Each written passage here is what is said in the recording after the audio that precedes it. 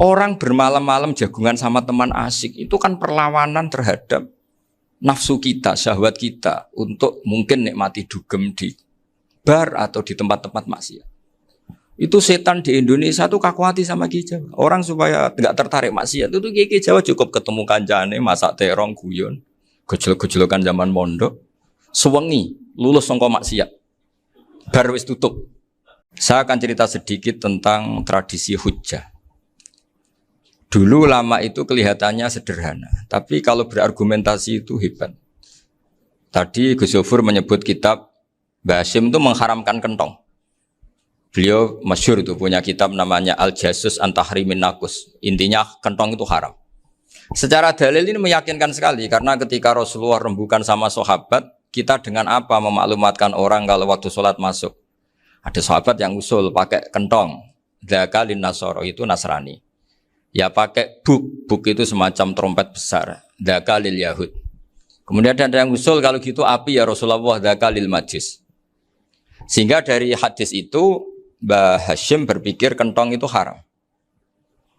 Tapi Mbah Fakih Mas Kumambang itu mengkritik Mbah Hasyim dengan ngarang kitab Hazruus an Tahrimin Nakus. Jadi beliau komentari kitab itu sambil geleng-geleng kepala. Kitab kok keliru nganti ngono. Itu jadi cara pikirannya siapa Ki Fakih. Kentong di Indonesia itu kanggo wedhus dicolong gitu. Pos kampling gitu. Kalau ada banjiran ya kentong, ada maling ya kentong. Jadi enggak ada persamaan sama sekali dengan kentong yang milik orang apa? Nasrani. Sehingga di pondok saya itu ada kentong tapi jelek sekali. Karena itu satu-satunya cara supaya beda dengan kentong yang di gereja. Kalau elek kan mirip kentong di pos kampling. Itu ya agak-agak ilmiah sedikit. Dulu ceritanya Gus Yofur itu saya teruskan. Itu singkat cerita, itu kalau yang di kejadian di Termas itu Mbah Dimyati sudah nyuruh semua kentong disembunyikan karena mau ada Mbah Hasyim. Cerita itu mukarrar di Kiai Fakih sama di Kiai Dimyati Termas. Setelah kentong dikumpulkan semua, Mbah Hasyim datang, senang, ngiranya Syekh Dimyati ini sependapat dengan beliau, yaitu sama-sama enggak ada kentong. Tapi setelah itu ada santri yang matur, Mbah Dim pun beres kentong pun kula delikno sedanten. Itu di depan Mbah Hasyim. Jadi GR-nya Mbah Hasyim bahwa Mbah Dim itu sependapat akhirnya hilang. Ternyata ini akal-akalan toh gitu. Karena santrinya matur, Mbah Dim pun beres sedanten kentong beduk sudah disingkirkan. Itu di depan Mbah Hasyim. Saking lugunya santri, nah saking ikhlasnya agak ngerti mahalus syahid ini adalah Mbah Hasyim. Saya mau meneruskan cerita Gus Yofur. Dulu Mbah Mun ngaji di Lirboyo, tapi Kiai Makhrus ngaji sama Kiai Khalil Harun. Kiai Khalil Harun itu adik juga sekaligus muridnya Mbah Umar Harun. Mbah Umar Harun itu generasi kedua setelah Mbah Ghazali. Beliau menantunya Mbah Ghazali, tapi ya sudah ponakan. Sehingga tradisi ini penting karena saya berkali-kali bilang di mana-mana. Status orang tua dan mbah itu adalah terserah anak cucunya. Bukan terserah mbahnya, tapi terserah anak cucunya. Saya tidak akan bosan mengingatkan ini. Saya pernah di makamnya Nabi Yakub, itu ya dikemuli bendera Israel. Di makamnya Nabi Dawud. Nabi Ibrahim juga dekat sinagog. Sehingga Quran membela Nabi Ibrahim disebut maka anak Ibrahimu Yahudi wala Nasrani. Karena ketika beliau berposisi di Israel, kemudian penguasanya adalah Yahudi, bisa saja makam ini ditulisi dan distatuskan ala Yahudi. Ya seperti Nabi Yakub. Nabi Yakub itu nabi yang kita yakin tentu berkeyakinan beliau orang baik, orang muslim, orang mukmin, tapi karena di desain mereka ya dikemuli bendera Israel. Dan disebut Abul Yahud. Karena kita tahu nama lain dari anaknya Nabi Yakub adalah Yahuda bin Yakub bin Ishak bin Ibrahim. Sehingga perasaannya orang Yahudi menjadi Yahudi itu yang ngikuti mbah-mbahnya. Nah khawatir saya ketika buyut-buyut kita kaya. Buyut saya itu orang kaya dulu, namanya Badur Rahman. Itu kaya sekali, tanahnya banyak. Dulu cerita Mbah Hasyim ya kaya sekali. Mbah Maksum juga kaya. Mbah Abdul Aziz juga kaya. Karena dulu itu inginnya kiai itu yo ketok sugih lah, gak ngel-ngelo santri.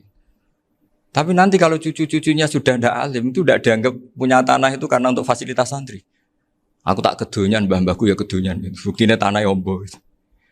Karena dia akan menafsiri sesuai cara berpikir.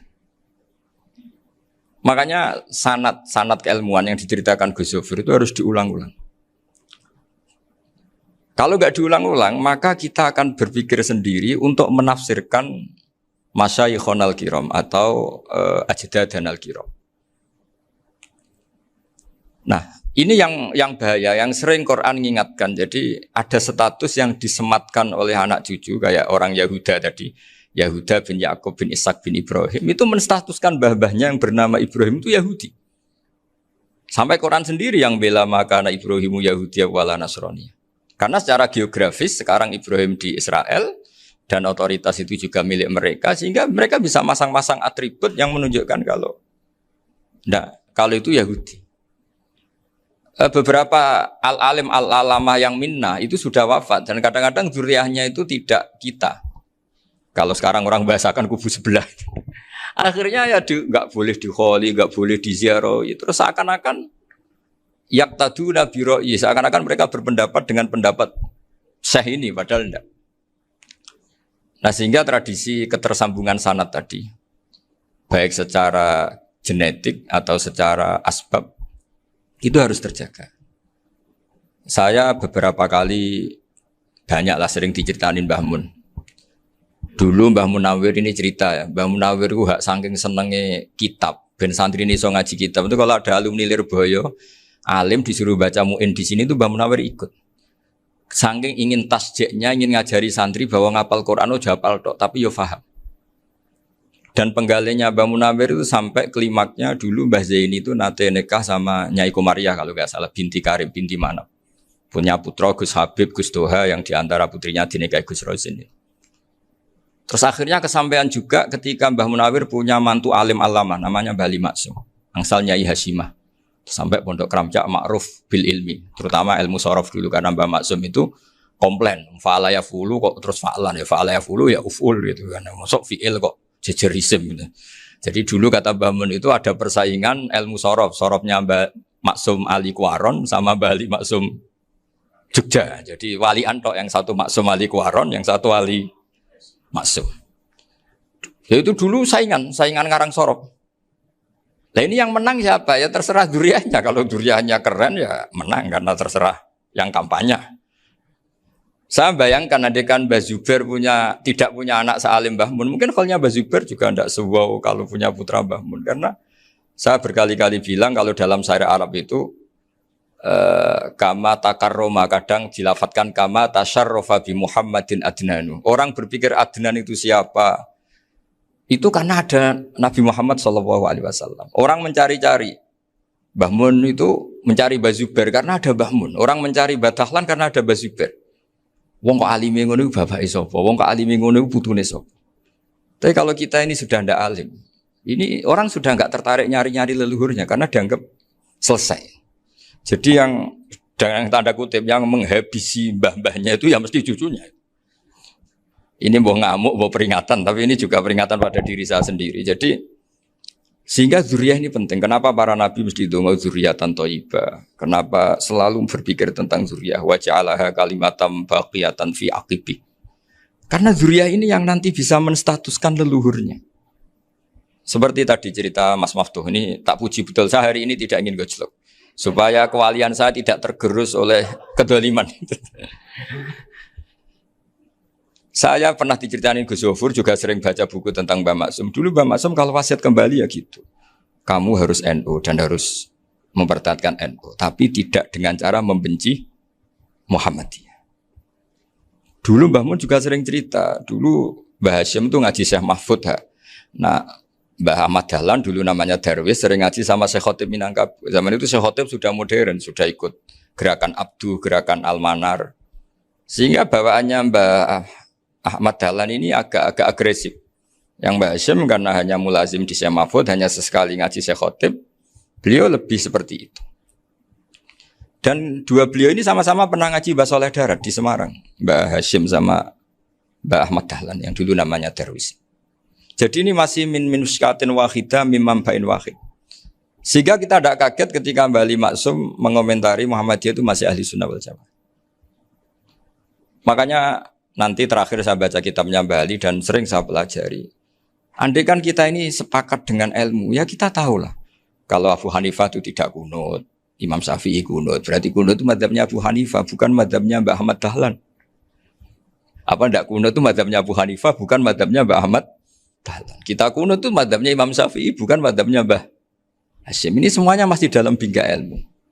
Adzan qobla subhi juga riwayatnya jelas. Tidak adzan ya sudah perilaku kita sudah jelas. Dulu Mbah Mun sering didik kita gitu. Saya sering dengar cerita kalau dulu Pak Arif Fakhruddin begitu hormat sama Mbah Ali, apalagi zuriyahnya Mbah Azhar Basir, karena beliau dulu do ngaji di Termas. Dulu itu enggak ada masalah karena semuanya dianalisis pakai ilmu.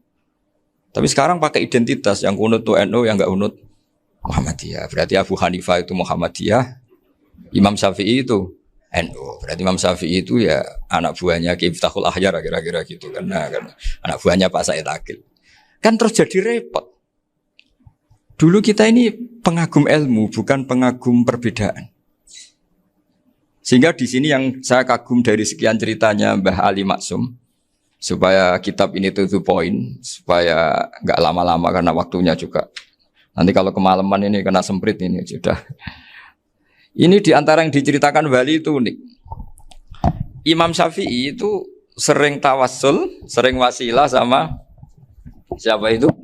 Abu Hanifah. Ini sudah tak petakan, saya baca yang sensitif lah. So, yang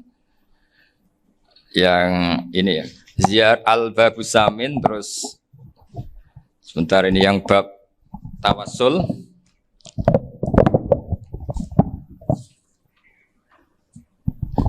Ini di sini halaman 90, mungkin santri-santri kerap ya bisa ngecek lagi di kitab Hujjatul Ahli Sunnah. Ketika cerita tawassul, di antara yang diceritakan Mbah Ali Maksum adalah perilaku ya, bukan sekedar statement tapi apa? Perilaku. Perilakunya Imam Syafi'i atau ahwalnya kalau bahasa halusnya, yang selalu ke makamnya Abu Hanifah untuk tawassul. Padahal Imam Syafi'i itu orang yang secara ilmu sering ngeritik Abu Hanifah. Jadi ini saya baca ini di halaman 100, jadi tawassul mulai halaman 9 berapa ini? Sampai halaman ini yang qala sami'tu Syafi'iyya yaqul inni la atabarraku bi Abi Hanifah wa aji'u ila qabri fi kulli yaumin za'iran. Fa idza uridat li hajatun shallaitu rak'atain, halaman 100, waji'tu wa sa'altu wa ta'ala al hajat indahu fama taqudu anni hatta tuqda.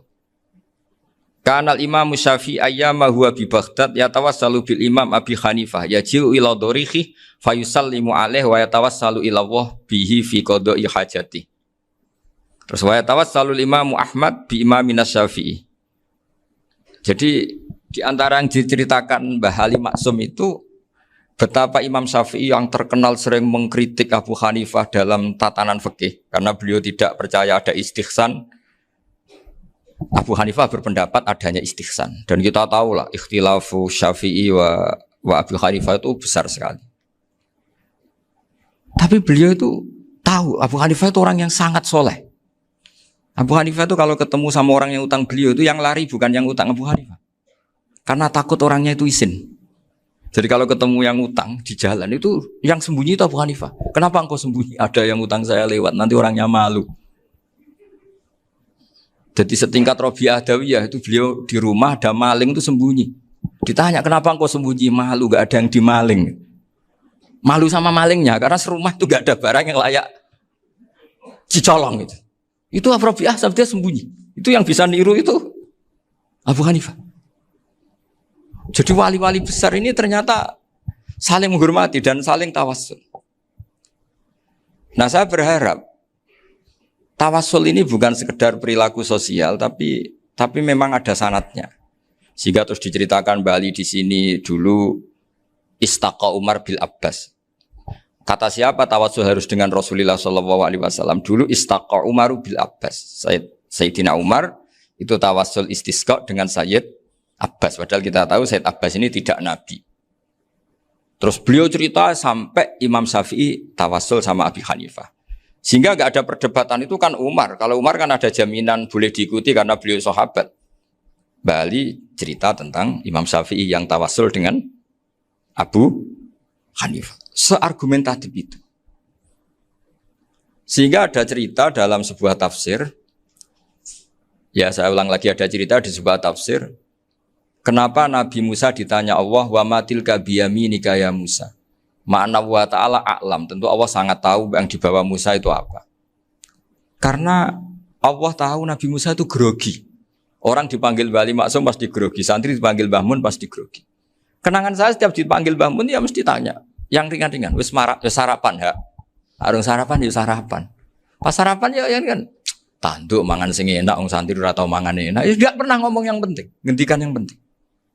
Nah, karena Nabi Musa ini grogi, ini sebagian tafsir. Itu ditanya yang ringan, sake iku nggawa apa? Karena pertanyaannya ringan, Nabi Musa juga ringan. Ya Nabi Musa itu sampai lali iku pangeran sing ya'lamu sirra wa akhfa. Diterangno. Niki tongkat Gusti. Gunane kathah Gusti tongkat iki. Qala ya aso ya atawakkau 'alaiha wa ahusyu biha 'ala ghanami wa liya fiha ma'arifu ukhra. Oh, tongkat Gusti niki penting mesti. Nggih nak. Nggih macam-macam lah Gusti. Atawakkau 'alaiha wa ahusyu biha 'ala ghanami kangge menghalokan wa. Masih terangno terakhir dan yang lain-lain Gusti. Wa liya fiha ma'arifu ukhra. Sehingga akhirnya rileks. Karena Nabi Musa terus ngerti. Ternyata ketemu pangeran itu gak seserem yang saya bayangkan gitu. Pertanyaannya ringan. Itu ada ilmunya. Tapi cerita ini yang versi tafsir ini tidak yang seperti di Manaqibul Ghazali.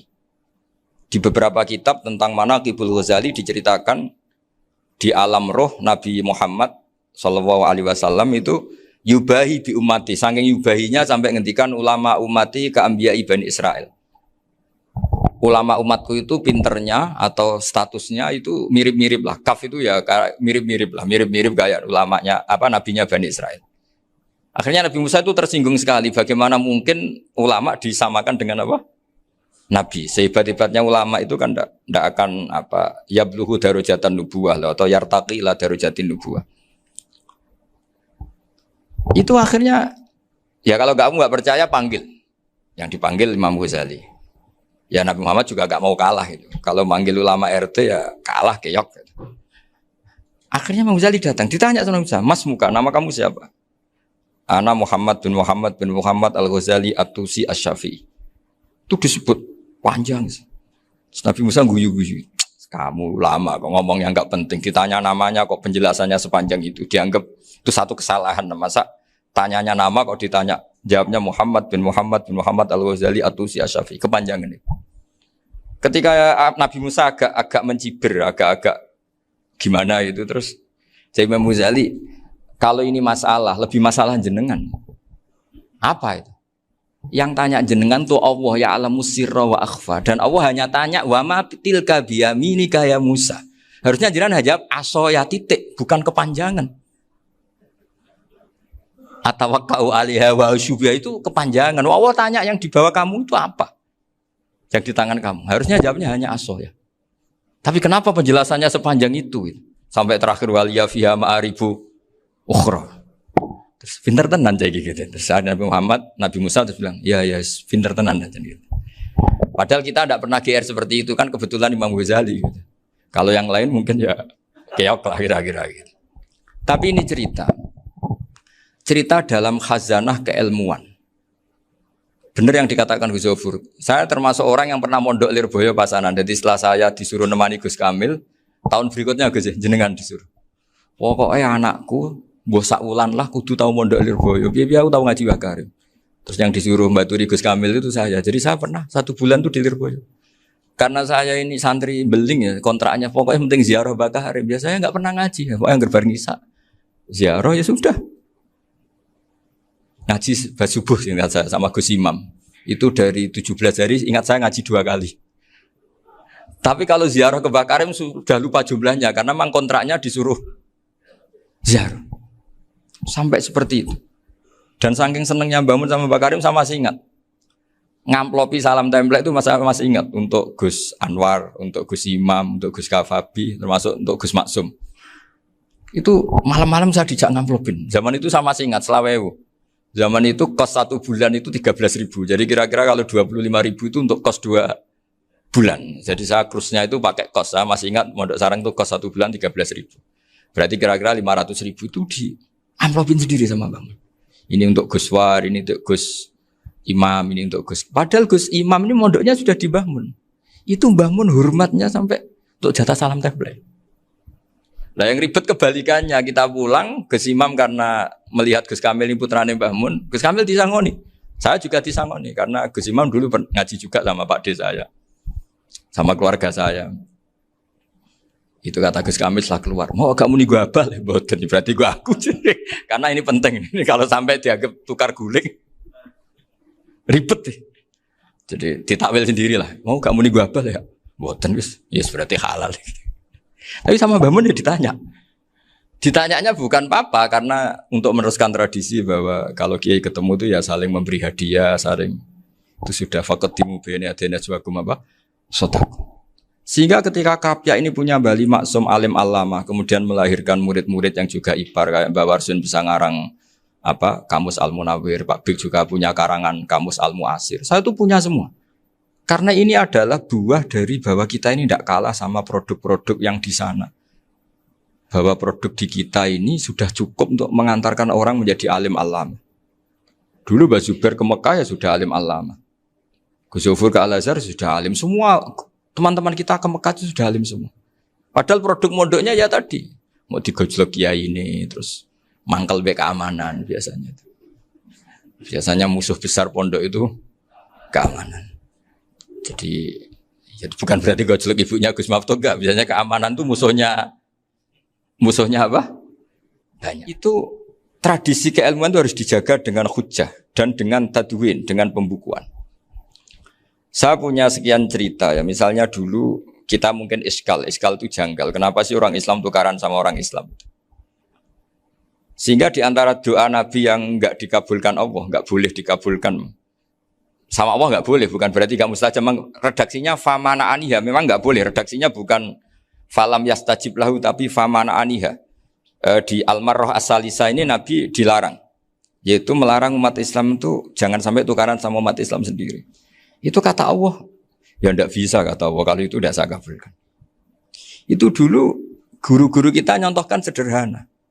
Kira-kira kalau saya tukaran wek Gus Zofuru, Mbah Mun luwih ikhlas dibanding ditukari wong liya. Nak ana kakak ditabuk adik, wong tua luwih ikhlas dibanding ditabuk tangga. Barokahnya membaca kita lebih mentoleransi. Kalau ada Mbah Hashim dikritik Mbah Fakih Mas Kumambang, kita ikhlas itu. Tidak dikritik guru PAUD, itu kan. Atau dikritik orang-orang yang nggak bisa ngaji. Artinya ternyata keliru kita bilang kiai kok tukaran. Justru bagus kiai tukaran. Dibanding kiai dikritik guru PAUD atau dikritik orang-orang yang nggak bisa baca kitab. Akhirnya barokahnya baca kita menjadi tahu. Dulu Mbah Mun sering cerita, ini masih cerita silsilah ya. Jadi Mbah Ali Maksum tadi kita tahu di antara guru besarnya Mbah Ali Maksum tentu Mbah Mahfud Termas. Beliau adalah adik dari Kiai Mahfud Termas. Mbah Dimyati ini adik Kiai Mahfud Termas. Itu punya saudara namanya Abdul Razak, juga punya saudara namanya Dahlan. Itu yang membawa Thariqah Syadziliyah di Solo Raya. Yang sekarang alhamdulillah diteruskan Gus Wafi. Dulu di antara pesannya Mbah Mun ke saya, hak Wafi kandani kon ziarah ning Mbah Dimyati. Mergo Thariqah Syadziliyah dulu itu yang bawa keluarganya Mbah Dimyati. Jadi semuanya ini masih dzurriyyatan ba'duha min ba'd. Nah pesan saya karena tadi Mbah Munawwir yang termasuk orang pertama yang bawa Quran, bawa qiraah sab'ah. Kenapa saya bilang termasuk? Karena kalau bilang paling yang pertama ini nanti butuh data. Dan itu agak kerepotan lah. Tapi yang jelas mimman istahara lah. Mimman istahara yang membawa sab'ah ke sini itu adalah Mbah Munawwir. Terus beliau ngajarkan diantaranya ke Mbak Arwani pakai kitab Satibi, pakai kitab Nazmus Satibi. Terus Nazmus Satibi itu diteruskan oleh Mbak Arwani, ditulis. Yang nulis dulu Mbak Dola Salam. Bapak saya itu murid Mbak Dola. Dulu Mbak Dola sebelum ke Mbak Arwani ngaji sama Ki Said di Sampang. Bapak saya sebelum ngaji di Badola sudah hafal Quran lewat buyut saya sendiri namanya Ki Zubaidi. Yang Ki Zubaidi akhirnya jadi menantunya Mbak Ahmad Su'eb. Jadi buyut saya kandung ini namanya Sofia, angsal keluarga Lasem yang adiknya. Sofia ini punya adik Badiah yang jadi ibunya Ki Sahal. Terus Ki Sahal punya Mbak Yu namanya Muzayanah, punya di Garwo Ki Mansur punya anak Gus Qayyum. Jadi dulu ibu saya, ibunya Gus Sofur, ibunya Pak Maftuh itu semuanya di Lasem. Karena saya dari keluarga Gen ya Lasem, dari keluarga sanad guru ya Lasem. Tapi Lasem Badawi itu dulu ngajinya di Mbah Umar Harun di Sarang. Nah, Mbah Umar Harun ini menangi Sayyid Ahmad Zaini Dahlan. Sayyid Zaini Ahmad Zaini Dahlan ini punya cucu keempat yang hidup di Sedan, terus makamnya di Lasem. Namanya Habib Haidar, itu yang nulis biografinya Mbah Maksum. Mbah Maksum bukan Bali, biografinya Mbah Maksum. Itu ditulis oleh Habib Haidar, namanya Haidar bin Hasan bin Sodaqoh bin Ahmad Zaini Dahlan. Nah, Habib Haidar ini menantunya Sayyid Hamzah Sato. Hamzah Sato itu Hamzah bin Abdullah bin Umar. Itu kakaknya Sayyid Abi Bakar Sato, Sohibul I'anah. Nah, Sayyid Umar ini yang dulu ngajari mbahnya Mbah Mun namanya Ahmad bin Syuaib. Nah, di antara ajarannya adalah baca kitab-kitab kecil yang bisa dihafal. Dibawalah ke sarang jadi metode muhafadzah. Tapi kemudian lama-lama oleh pondok itu jadi syarat kenaikan kelas. Dulu gak ada muhafadzah untuk kenaikan kelas ya, supaya orang alim itu harus hafal, lama-lama dipakai syarat untuk muhafadzah. Jadi semua ini sanad harus kita ingat supaya kita bisa menjaga tradisi. Termasuk tradisi ini kiai seneng jagungan, terus ngomong ra penting. Itu juga sanad. Setahu saya Mbah Mun itu kalau ketemu bapak ya guyon terus. Saya punya kenangan tuh yang dulu agak iskal tuh begini. Ada isu lah, entah isu entah hoax entah apa, ada kaji itu agak beling itu, pokoknya beling lah gitu. Seneng siapa itu, rondo lah apa. Pokoknya beling gitu. Ketika Mbah Mun dilaporin tamu, kalau kaji itu beling sama rondo itu. Mbah Mun tanyanya lucu. Lu ayu no cung. Wahyu banget Mbah. Wahyu. Itu bapak juga bakas ayu nih. Dulu saya sekali ini kiai kok bakas wong ayu, bakas budine barang lah kira-kira gitu. Tapi setelah saya tambah alim, tambah ngerti itu, kata bapak gini. Ya apik bakas ayu hak, timbang iya no malah qadzaf. Ternyata seni. Sekali Mbah Mun atau bapak bilang, waji kok zino kaji, maka larinya ke qadzaf. Maka menghindari bahasa menuduh, ngomong yang nggak penting. Loh ayu no. Jadi kiai dulu tuh orang sok suci tapi menghindari hal-hal yang jadi punya seni untuk ngelola kehidupan.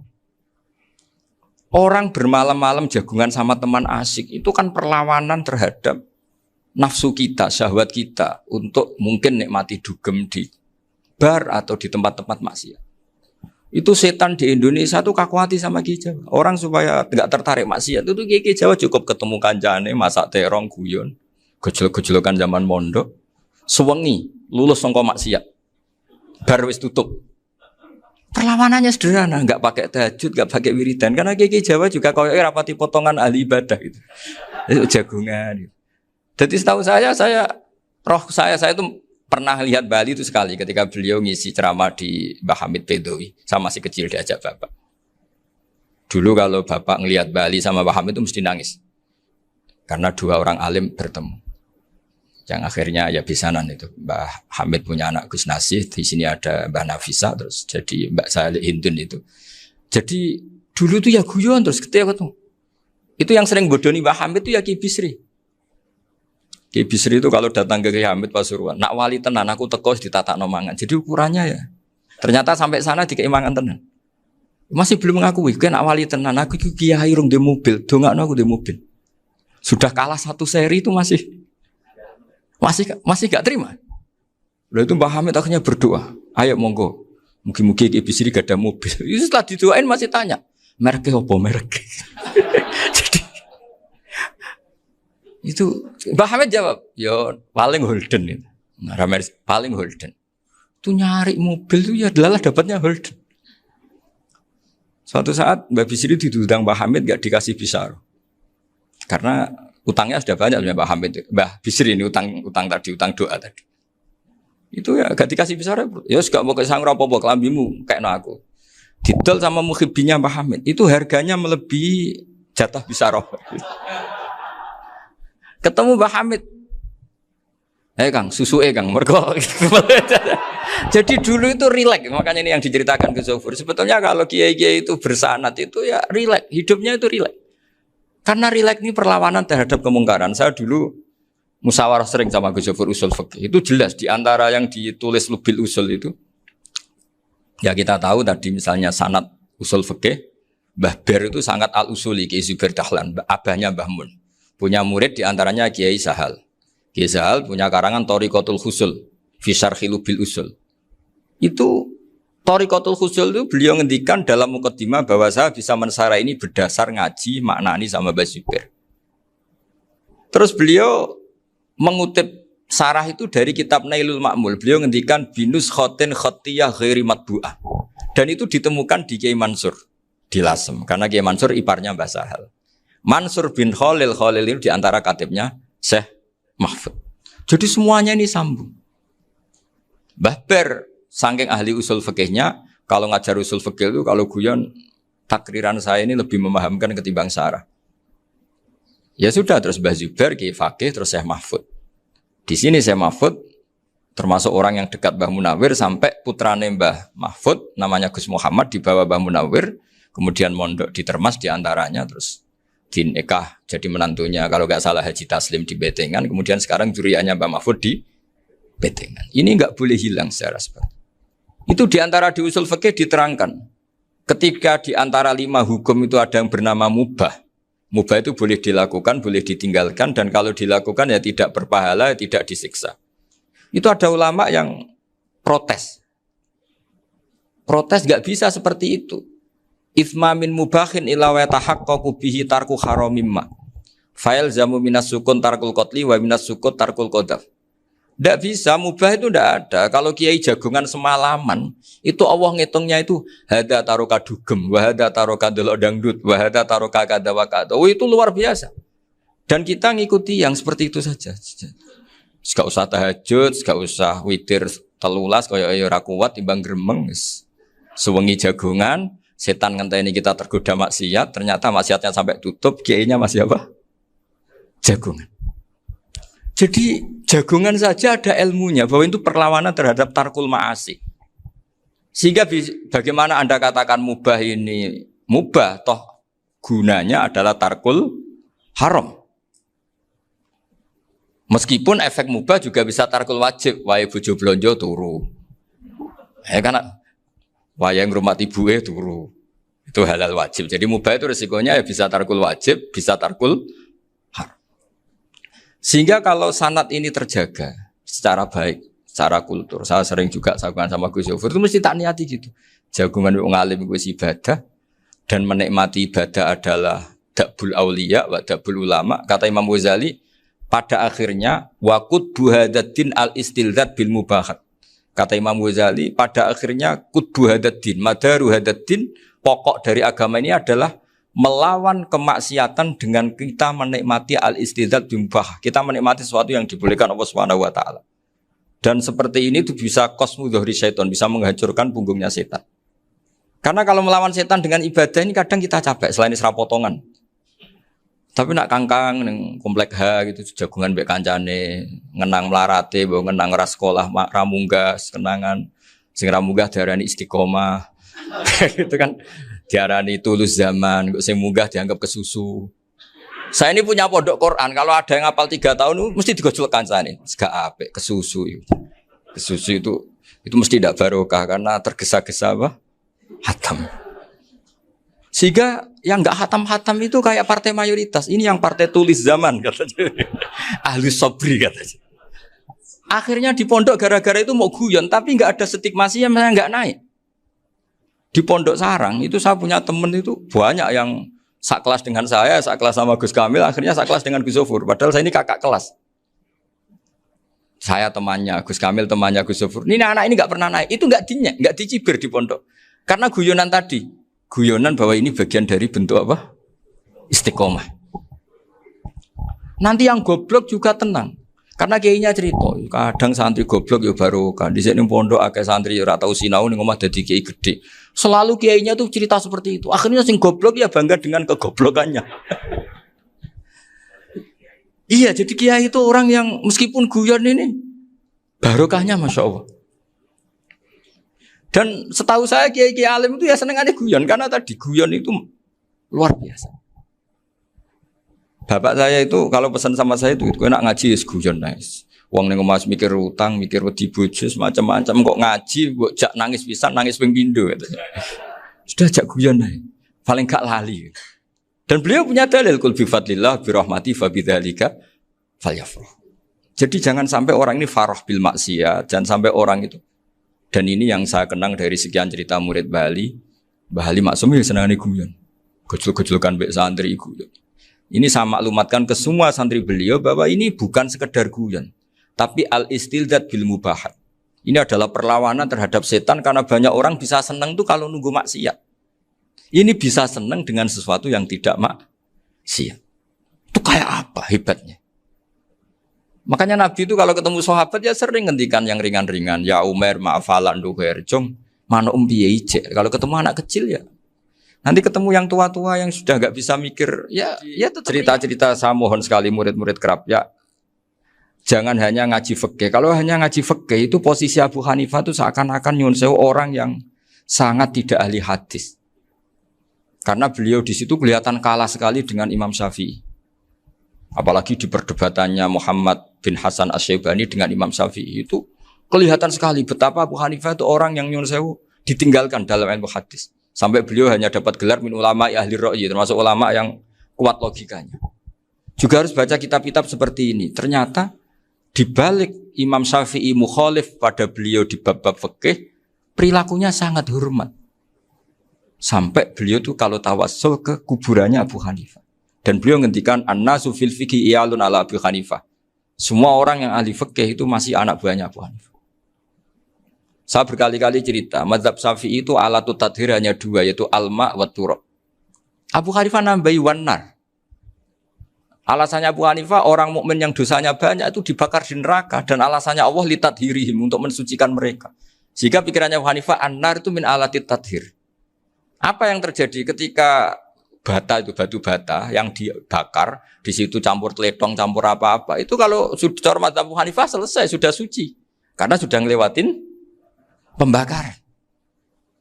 Meskipun kita tidak akan kalau kehilangan air terus wudu dengan api bisa bunyak semua itu. Tapi apapun itu menjadi solusi.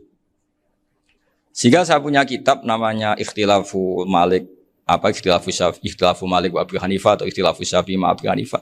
Itu kelihatan sekali kalau Abu Hanifah itu nyuruh posisinya kalah. Karena yang ngarang orang-orang Syafi'i. Tapi kalau melihat kitab-kitab kewalian, misalnya di kitab Mizan Kubro ini juga sering disebut kisah itu Mbah Ali Maksum tentang Imam Sa'roni. Berkali-kali beliau mengutip Mizan Kubro. Itu Abu Hanifah adalah orang yang sangat mukasyafah. Artinya ketika Nabi cerita air wudhu itu menjatuhkan dosa, tidak ada air wudhu yang jatuh ke kamu kecuali saat itu juga dosa kamu jatuh. Itu beliau datang ke Madharota Kufah. Kemudian beliau bilang sama si orang tua tadi, tub anizina. Orangnya terus bilang atubu minazina. Ada lagi pemuda datang dibilangin tub an ukuki walideka. Terus bilang tub tu an ukuki walidaya. Sampai yang terakhir ada tub an simai alatilahwi atau an samai alatilahwi. Terus tub tu an samai. Ketika orang itu ditanya, kenapa engkau begitu tahu dosanya apa? Saya tahu air wudhu ini menjatuhkan apa. Jadi kira-kira kalau zina mungkin ya batang babi lah. Kalau hanya sekedar melihat bak-bak mungkin ya curut atau tikus lah kira-kira gitu. Nah dulu sediluk ya mungkin ya tikus cilik gitu. Nah dulu suwi ya tikus werok itu atau apalah. Pokoknya beliau itu tahu. Tapi anehnya Abu Hanifah apa? Setelah itu dia nangis minta muka safanya ditutup. Ya Allah saya ini muka safah kok malah menjadi tahu sawatil mukmin. Padahal aturan syariat jenengan man satara musliman satarahu bahwa enggak baik melihat jeleknya orang mukmin. Minta ditutup. Makanya saya ini bangga ada muka safah. Makom yang kita sampai sekarang itu makom setelah Abu Hanifah muka safah. Jadi Abu Hanifah repot-repot muka safah minta makomnya ditutup tidak menjadi muka safah. Dan alhamdulillah kita sudah tidak muka safah sebelum minta ditutup. Jadi kita ini keren. Keren karena aturannya itu man satara musliman satara huwa, yang tidak tahu aibnya orang muslim maka Allah akan nutupi aibnya di akhirat. Dan kita alhamdulillah barokahnya tidak muka syafah, tidak ngerti aibnya orang mukmin. Jadi kita harus pakai patokan ilmu. Saya ulang lagi, kita harus pakai patokan. Makanya saya tahu betul ketika Kiai Hamid Pasuruan, beliau dulu ngaji Jamul Jame, ngaji Juman, Bali Maksum di sana sama Gus Habib, sama Gus Muhammad bin Mahfud. Termasuk mbah saya kandung dulu Kiai Sidik. Mbah saya yang dari itu juga ngaji di Termas. Bapak saya dulu Kiai Nur Salim ngaji di Buyut Baiti. Dulu itu kawin juga sederhana, Kak, cerita Gus Zofur. Jadi bapak saya kandung itu Kiai Nur Salim itu ngaji di Mbah Baiti. Mbah Baiti itu adik kandungnya buyutnya saya dari ibu. Nah, Mbah Bedi itu teman akrabnya mbah saya namanya Kiai Nursam, Mbah Nursam. Singkat cerita terus Nur ke Jorabi Arabekno itu. Setelah bapak saya ke Badullah mau ditawarin jadi mantu, kata bapak saya kula pun dipek mantu Mbah Bedi. Akhirnya dapat ibu saya itu. Karena ibu saya itu cucu Mbah Bedi, cucu lambung. Jadi mbahnya ibu saya itu Mbak Yunya Mbah Bedi.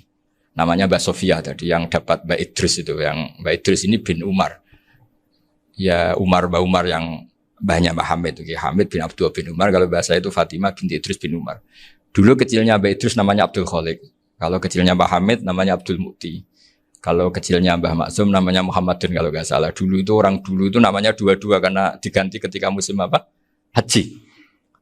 Jadi ini terjaga. Sehingga tidak ada ceritanya kiai-kiai yang jagongan kemudian santrinya itu yang agak-agak khawatir. Kiai kok sungi-sungi jagongan, gak tahajud, gak duha, itu tidak ada seperti itu. Karena ini dianggap fi'lul mubahat untuk melawan mungkarat. Jadi sehingga di kitab Ikhya diterangkan, kamu jangan ngira orang-orang soleh ketika jagongan itu min ahlil bitolah wa takasul. Itu orang-orang yang pemalas itu tidak. Tapi mereka bisa mengasyiki Allah. Bahwa dalam jagongan ketemu teman ya asik, gejul-gejulkan sama Pak Maftuh ya asik. Dan keasikan ini bentuk perlawanan terhadap keasikan harus dengan maksiat. Itu kayak apa kalau kita ngaji sampai seperti itu. Termasuk tadi yang diceritakan Pak Maftuh kitab Hunyah. Semoga beliau cerita juga pernah belajar. Saya pernah belajar kitab Hunyah khatam. Itu diantara yang diceritakan Syabdul Qadir Al-Jilani tadi kata beliau Al-Jilani dipakai Jim Al-Jilani. Ini agak beda dengan kita. Mbah Zubair itu punya kitab namanya Al-Qolaid Al-Uluyah. Beliau menfatwakan nama-nama ajam itu kamu bebas. Ajamiyun fasna bihi masyita. Sehingga kita kalau punya kiai harus mau kolal ustukhri. Sehingga mau kolal istukhri. Tirmidzi juga nasibnya sama. Kolat rawahut tirmidziyu. Sehingga rawahut turmudziyu. Yang satu rawahut tarmidziyu. Ya karena kita keluarganya Tarmidzi apa enggak gitu. Makanya kata Mbah Mun sama masih ingat. Kata cerita Gus Zofur tadi, adabnya Gus Zofur itu cerita tentang keluarga ibunya. Padahal keluarga ibunya juga orang-orang soleh yang luar biasa. Itu kata Mbah Mun, kowe roh jenenge Imam Bukhari tahu ya.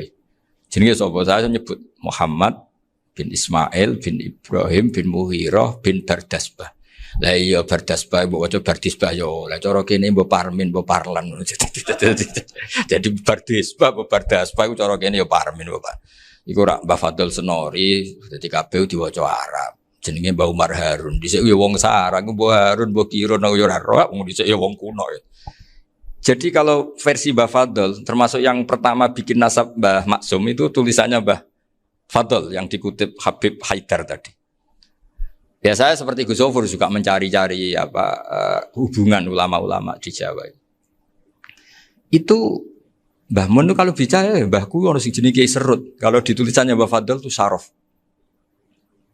Jadi Mbah Fadl itu fanatik orang-orang alim itu ditulis Arab, kalau Mbah Mun itu Jawa. Dulu tuh ada wali seto di daerah saya. Dulu orang ya janggal, ternyata ada sato itu kesamaan di Arabnya itu sato. Sehingga kiai-kiai itu ada fanatik Tirmidzi, Turmudi, Tarmidi, Jilani, Jailani karena ajamiyun fasna bihi masyita. Jadi kalau nama-nama ajam semonggo lah baca sekenanya sementing. Cuma mungkin tahqiqnya benar Pak Maftuh tadi. Memang di Mu'jamul Buldan itu Al-Jilani bikasri jim ya sudah kita baca Al-Jilani.